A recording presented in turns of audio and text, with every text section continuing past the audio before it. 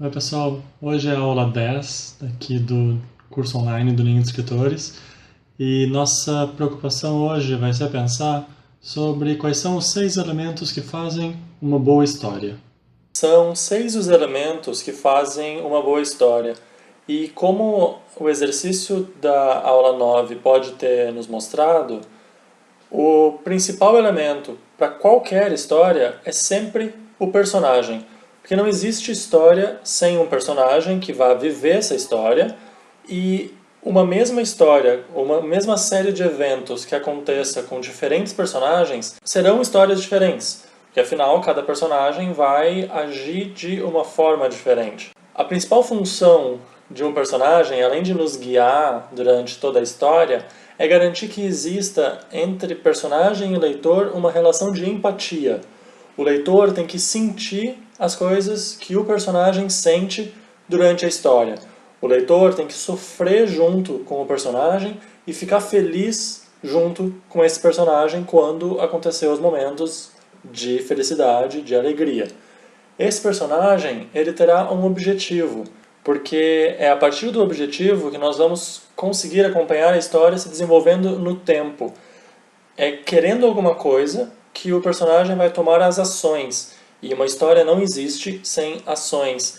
Se a gente tiver uma história que é pura descrição, por exemplo, ela, por definição, não é uma história. E o objetivo do personagem, ele sempre se enquadra em duas categorias. Ou o personagem deseja obter alguma coisa, seja uma nova habilidade, seja um objeto, ou ele deseja fugir de uma situação na qual ele está vivendo atualmente. Ele pode, por exemplo, estar descontente com um relacionamento e seu objetivo ser romper esse relacionamento da forma mais tranquila possível. Depois que a gente sabe quem é o personagem e descobre qual é o objetivo desse personagem, nós vamos começar a ver os conflitos.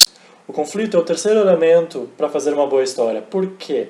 Porque boas histórias necessariamente são aquelas em que os personagens sofrem. Não adianta a gente querer contar uma história feliz do início ao fim. Esse tipo de história não agrada, porque infelizmente é o sofrimento que nos agarra na leitura ou, enfim, até mesmo para filmes e afins. O conflito, ele vai forçar o personagem a se esforçar para conseguir aquilo que ele deseja. E esse esforço vai ficando cada vez maior conforme a história avança.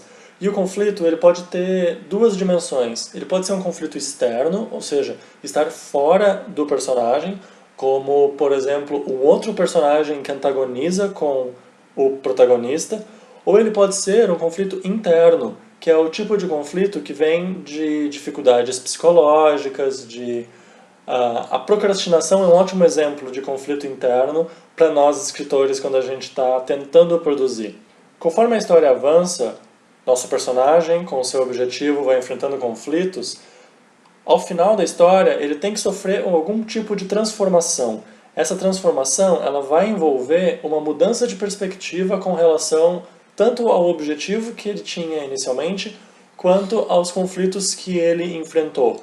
Muitas vezes esses conflitos serão dilemas que só vão poder ser resolvidos por uma mudança de perspectiva.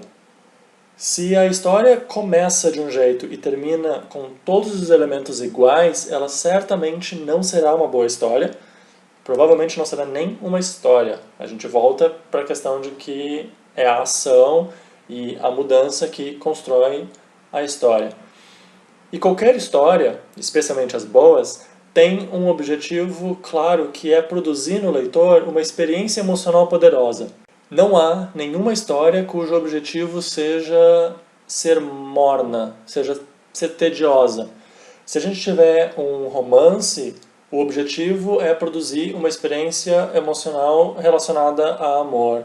Se nós tivermos uma história de suspense, a gente quer uma certa ansiedade. Se é terror, a gente quer sentir medo. Se é uma história erótica, a gente quer sentir tesão.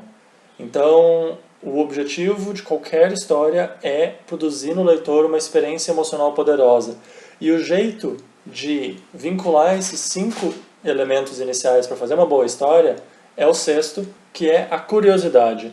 Desde o início, a gente tem que fisgar o leitor e dizer: segue lendo, que isso vai valer a pena, e tu vai aprender alguma coisa sobre ti, ou tu vai sentir algo que tu não tinha sentido antes, ou tu vai conhecer uma parte do mundo que tu ainda não conhecia.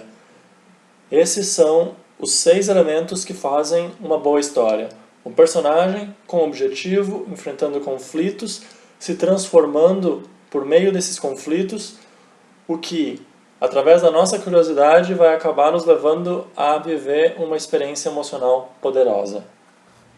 Bom, esses são os 6 elementos que fazem uma boa história e eu convido vocês a começarem a observá-los nos próximos exercícios que a gente fizer. Será que esses elementos estão lá? Eles estão sendo bem aproveitados?